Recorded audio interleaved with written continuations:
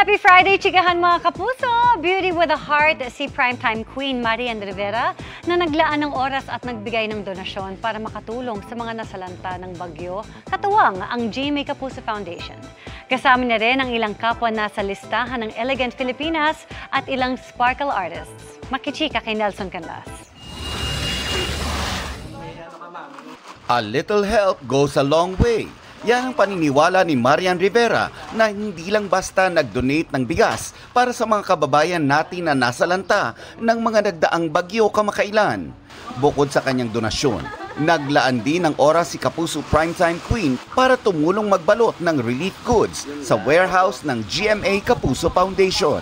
Walang maliit na tulong basta sama-sama. Kaya sa mga hindi pa nakakapag-donate, sana po mag-donate po tayo para sa mga kababayan natin para makatulong tayo.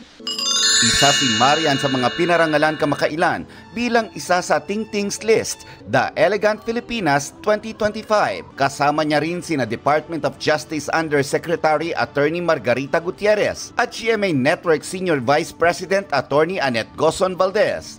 Nag-usap-usap sila na dalhin to the next level ang kanilang win. Yung kababayan organization, napili nila ang GMA Kapuso Foundation para i-donate yung kanilang mga na-collect po na donation para po sa mga victims po ng Typhoon Uwan at ng Tino na rin po. Nagpapasalamat ako sa kanila kasi actually nangyari naman yung event noon bago yung mga bagyo and naisip pa nila na GMA Foundation yung bigyan at i-trust ng mga donation sila. Kasama nila ang ilang miyembro ng Cloud7, sparkle artists Prince Carlos, Prince Clemente, Althea Ablan, at Ronnie Liang.